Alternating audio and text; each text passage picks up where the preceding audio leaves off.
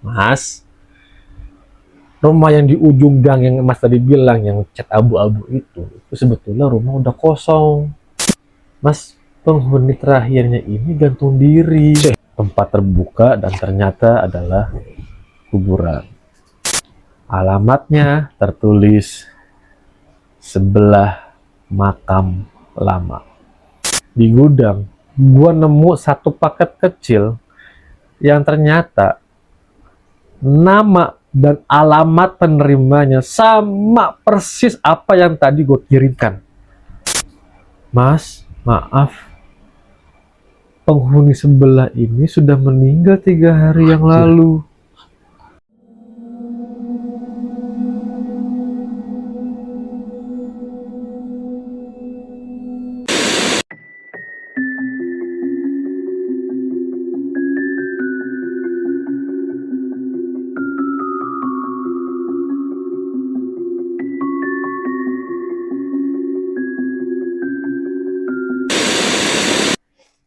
Oke, sobat gentayangan, balik lagi bareng gua Om Burhan dan Mas Gan di sini di channel kesayangan kita semua, Kilas Malam. Oke. Semoga teman-teman sobat gentayangan di luar sana sehat-sehat ya. Amin, betul. Amin. Banyak rezekinya, Iya. dan berkah selalu hidupnya. Amin. Dan sekali lagi buat sobat gentayangan yang mungkin baru ngelihat Baru tayangan ini, baru nonton, baru masuk ke berandanya lah. ya jangan lupa kalian subscribe, kalian like, kalian komen, dan tonton sampai habis nih ya. Dari awal sampai akhir, jangan di skip-skip video kita kali ini. Dan Karena ceritanya seru ya, ceritanya ya cukup seru lah. selalu seru lah kalau gue bilang.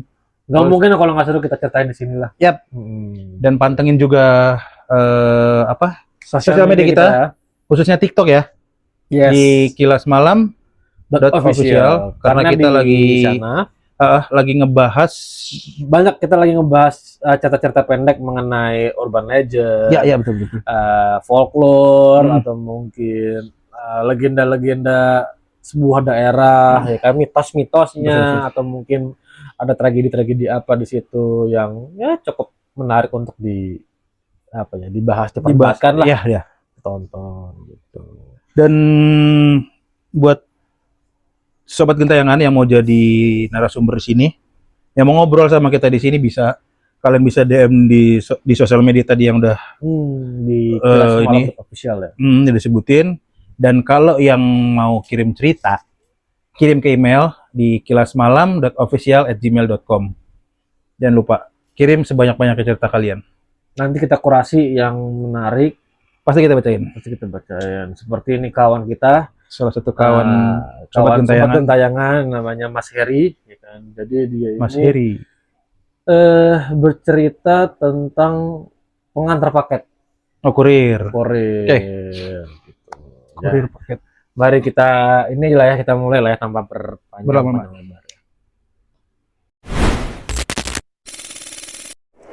Nama gua Heri Mas. Dan Om Burhan.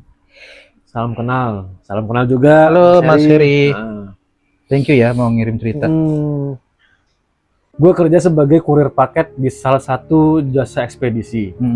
Udah hampir 4 tahun gue jalani pekerjaan ini, dan jujur aja gue nggak rasa udah kebal dengan hal-hal yang aneh. Sampai kejadian yang cukup menempel di kepala gue, di ingatan gue.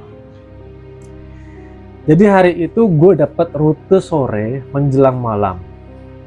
Paket terakhir gue alamatnya ke sebuah rumah di pinggiran kota.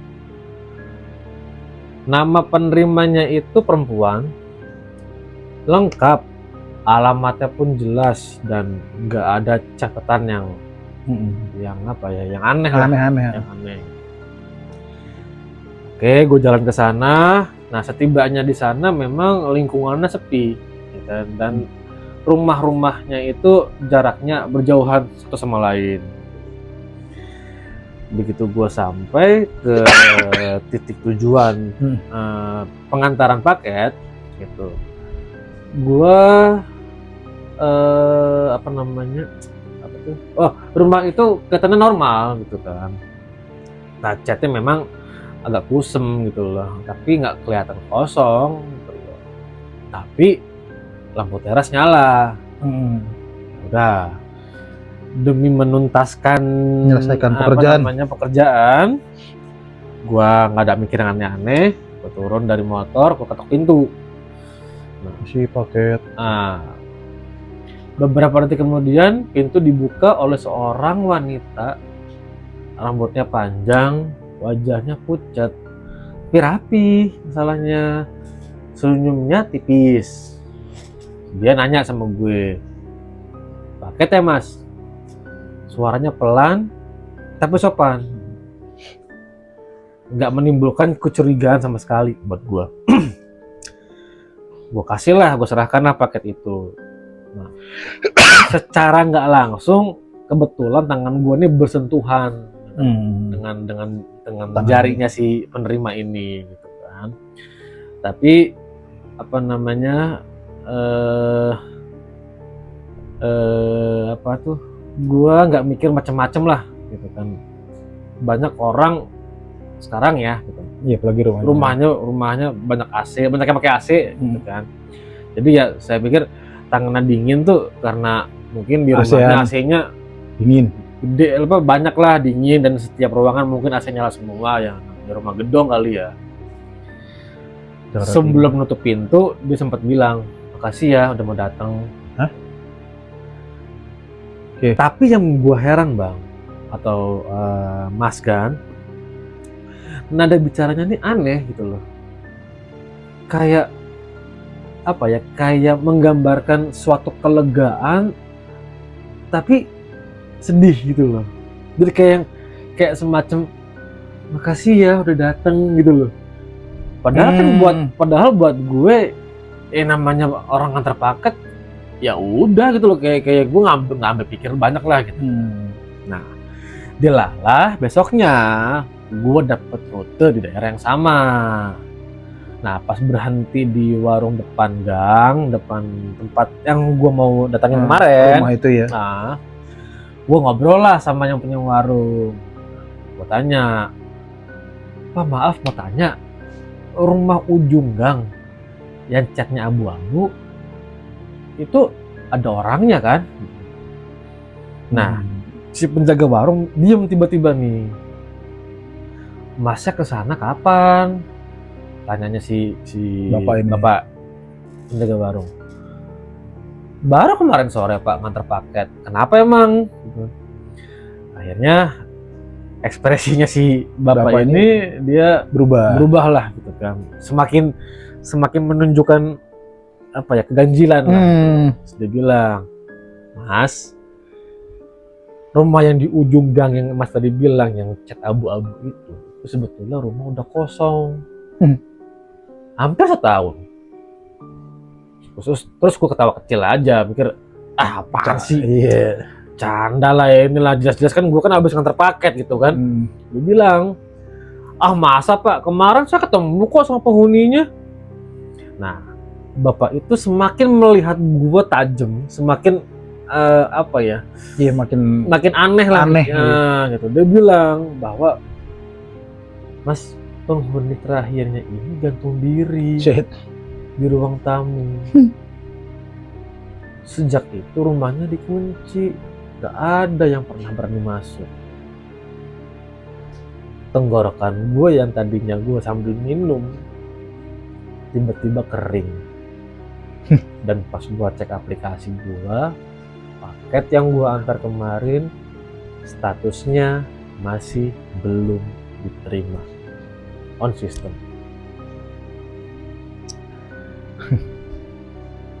Lanjut beberapa hari kemudian, setelah hari kejadian itu gue masih kepikiran, tapi ya kerjaan tetap nggak bisa berhenti kan. Beberapa hari kemudian ini gue mendapatkan paket pengantaran terakhir. Paketnya kecil, enteng lah, dibungkus rapih, dan lagi-lagi namanya lengkap, ya kan, alamat juga ada.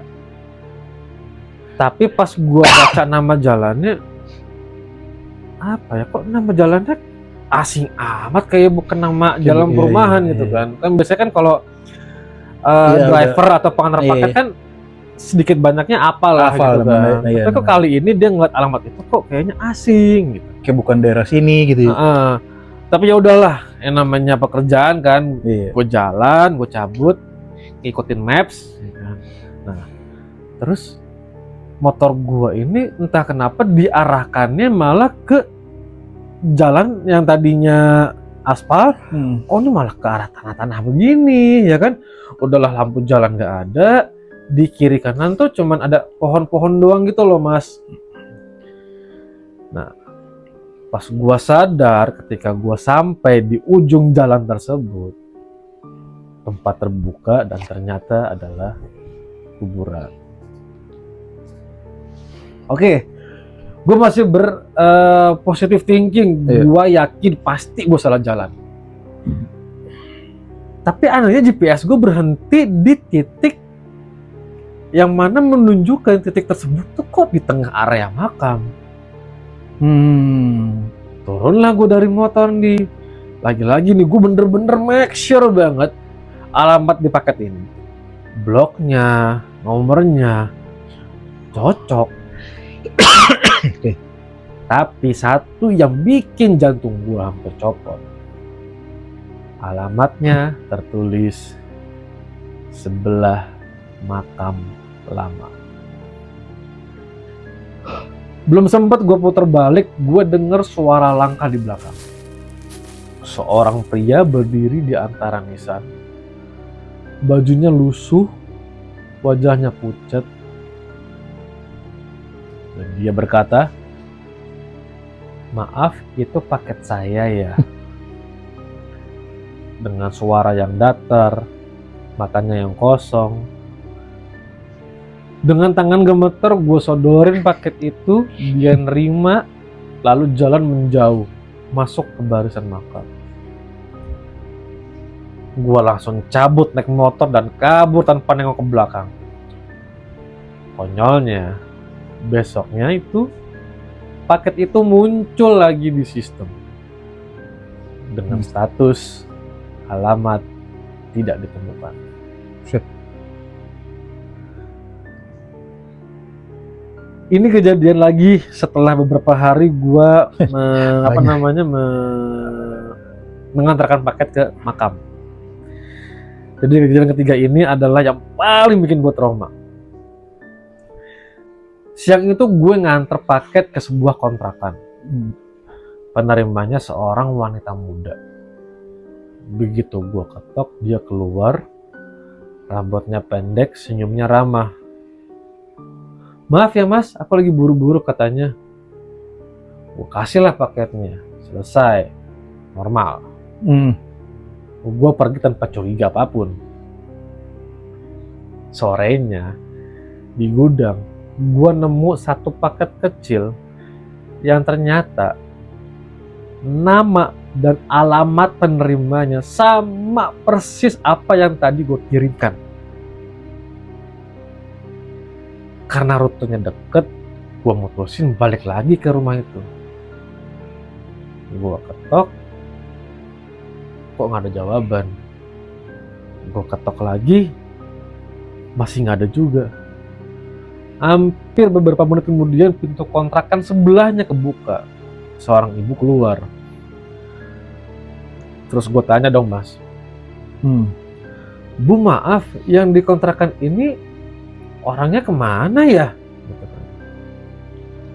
Ibu itu langsung kaget. "Loh, masnya ini nyari siapa?" "Saya kurir.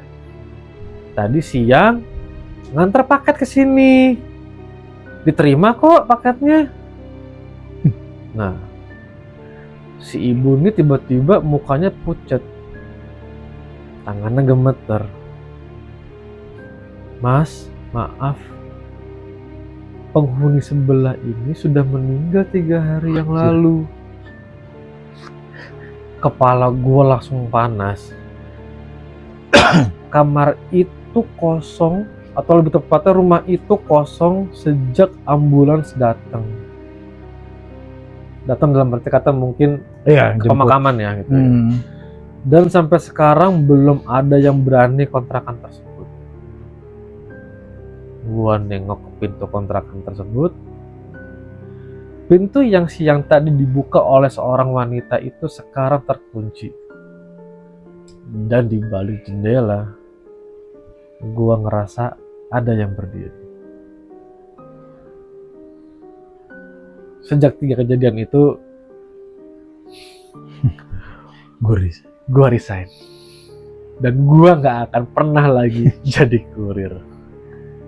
Kapok deh. Tapi kadang ya kalau malam terlalu sunyi, HP gue bunyi sendiri, notifikasi pengiriman, nama penerima jelas, alamat lengkap, dan notesnya selalu sama. Paket ini harus sampai. Oke, terima kasih Mas Heri atas ceritanya. Thank you Mas Heri. Lagi-lagi ini cerita soal ini ya, tempo hari kita pernah ngebahas soal Mang Ojol ya. Iya. Kali ini paket. Jadi memang gue simpulkan dunia lain sekarang sudah merambah ke dunia digital ya. Udah ngerti sekarang cara dia paket segala macam gitu. Yang mungkin kalau gue pikir-pikir ya how come ya. Iya ya, itu nggak Dunia pernah. Udah canggih, Mereka juga ikutan ya.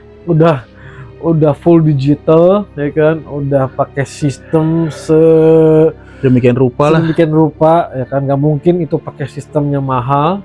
Pasti yang namanya kurir ekspedisi atau jasa ekspedisi itu nggak mungkin pakai aplikasi yang ecek-ecek lah gitu kan, tapi kok masih bisa gitu loh masuk. Iya, apa itu ya, yang pesanan-pesanan yang apa ya, yang di Yang luar begitu. nalar lah gitu loh. ya mereka juga upgrade bos. Iya sih ya. Iyalah, mereka juga upgrade. Nah ini semakin gua pengen ngebahas soal kota Saranjana sih sebetulnya. Udah pernah kita bahas belum sih? Kayak belum ya? Saran gua sih belum. Oh udah pernah sih sekali. udah pernah ya? TikTok. Di TikTok udah pernah ngebahas gitu kan. Iya, kalau dari gua, menurut gua ya nggak tahu ya. Apa sih bilangnya? Pihak developer aplikasi ini tahu nggak sih dengan adanya seperti ini gitu loh, hal seperti ini gitu loh, yang ada makhluk halus ngorder ojol, ngirim paket gitu loh. Yang gue pikir kenapa mereka nggak bisa nge-trace itu gitu loh, itu kan bisa dibilang salah satu bug juga nggak sih? Atau mungkin ada nggak sih rekan-rekan sobat gentayangan yang bekerja sebagai Iya, developer program dari Programmer, sebuah apa namanya aplikasi-aplikasi Aplikasinya baik dari aplikasi hijau maupun aplikasi oranye, apapun itulah, yang kuning juga. yang kuning gitu kan. Apakah pernah mendapatkan hal seperti itu dan Iya. akhirnya kalian tuh kepo, kalian nge-trace ini kemana sih muaranya gitu? Iya. Karena gue yakin nggak mungkin kalian tuh nggak kepo sih. Karena Iya. dasarnya kan hakikatnya manusia tuh kepo ya. Zaman sekarang ya.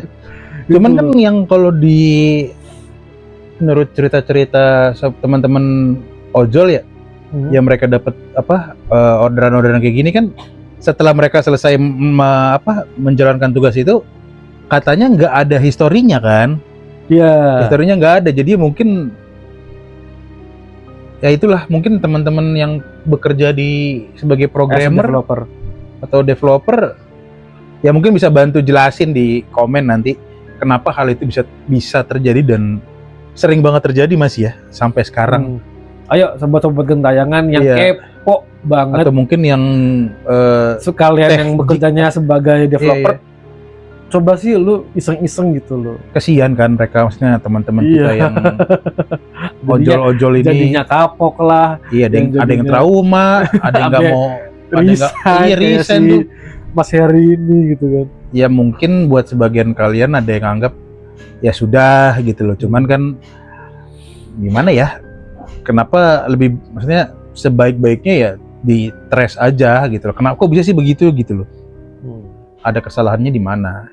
Ini kasihan juga nih si Bang Eri ya. Tapi 3 kali. Tapi Turut-turut. yang sebenarnya gue heran ya. Kalau misalkan dari cerita temen ojol kita tempo hari kan, dia mendapatkan pesanan orang yang memesan. Iya orang-orang. Lah ini paket yang mana paketnya ini fisiknya ada. Iya, belanja gitu. Iya fisiknya ada, terus bisa dianterin. Itu how come Mas Heri, ya kan? Iya Bisa tuh. membawa fisiknya. Apa setelah Mas Heri nganter itu ada historinya nggak sih Mas gitu loh? Tadi kan dia bilang kan ada notifikasi masuk. Iya. Keterangannya paket itu Kalau harus di- kalau paket itu gimana ya? Kalau kayak ojol kan ada histori pengantaran ya? Oh pastilah, Ada tetap ya? pasti. Kan itu kan menjadi bukti bahwa memang Iya paket sih. itu sudah diantarkan kan. Kadang ada beberapa ekspedisi, biasanya sih ekspedisi luar ya, kayak ekspedisi D, ekspedisi U, ya kan? Itu yang mana mereka setiap menerima paket kita harus tanda tangan digital dari Oh iya tabnya. Iya, gitu iya, kan. iya, Mungkin iya. kalau Di teman-teman kurir ya. sempat gentayangan yang pernah belanja online di luar negeri, even di Alibaba atau mungkin di mana, dan memakai kurir-kurir tersebut, pasti mereka akan minta tanda tangan digital. Jadi pasti akan ada historicalnya. But how come seorang kurir bisa mendapatkan barang yang bisa benar-benar dipegang, yang sudah disortir, gue yakin. Karena gue yakin tuh pasti teman-teman kalian tuh udah menyortir barang itu kan. Itu bisa disortir, bisa kalian ambil, bisa kalian apa namanya? Bukan bukan packing, bukan grabbing, apa namanya? Ya diambil lah, ya Pick dipegang. up. Di-pick up. Udah kalian pick up, bisa diantarkan ke sana. Itu how come gitu loh. Aneh sih menurut gua. Dan si sellernya itu gimana ya? Ya cuma kan ini kan dia nggak ngomongin soal seller atau bukan. Iya, gue pikiran gue kan, kita kan kalau mesen barang di aplikasi itu kan pasti masuk ke seller dulu kan. Iya. Nah, masuk ke seller ngebungkus barang baru dilempar ke ekspedisi kan. Kalau misalkan nggak ada dari pesanan dari si seller, nggak mungkin ada di ekspedisi kan ini barang. Tapi gitu. kan bisa aja lu ngirim barang. Burhan, gue minta dong topi lu. Ntar gue kirim ekspedisi kan bisa. Ngapa? Jadi ekspedisi kan nggak Iya melulu juga sih. soal Iya seller kan. Nah, atau mungkin kalau saking keponya kalian bisa nggak ngetres sampai siapa sih pengirimnya untuk dikirimkan ke sana? Iya itu dia maksud gua gitu, Gitu. ditres benar-benar ditres. Tapi ya nggak tahu ya, kalau memang ada orang yang mungkin saking gabutnya ngetres gitu ya bagus. Kalau nggak ada juga ya Sekedar udah. pengen komen, pengen tahu aja. Iya. Makanya coba di Penasaran banget gua kolom komentar dari di- dulu yang cerita-cerita ojol pertama kali dapat orderan fiktif gitu kan. Yang orderan fiktif, orderan fiktifnya fiktif bener-bener fiktif ya, bukan orderan fiktif tanda kutip ya yang orang konyol. Oh iya percayain iya. orang ya, bukan. Bukan orderan fiktif yang pick up-nya di kuburan atau ngantre ke kuburan gitu kan. Itu bisa begitu tuh. Mas Heri 3 kali berturut-turut Mas strike 3 ya. strike sih. Karena Sampai resign loh. Gokil. Oke Mas Heri, terima kasih Mas Heri, dan terima kasih ceritanya, terima kasih saya bareng pengalamannya. sama Om Burhan juga salam kenal kembali lagi. Yes. Ya, terima kasih sudah mengirimkan ceritanya, Ceritanya, di email pengalamannya. yang ya benar. Kalau dia bilang sorry kalau ini agak lebay, ya mungkin buat Sebagian orang lebay. Cuman lebay. itu how come? Terserah deh kalian mau nyebutnya lebay atau gimana. Ya, gitu. Bebas. So, sobat gentayangan dimanapun kalian berada, horor tidak akan pernah berakhir. Hanya menunggu kalian di Episode berikutnya. Gue Om Burhan. Gue Mas Gan, pamit undur diri. Bye bye. Assalamualaikum.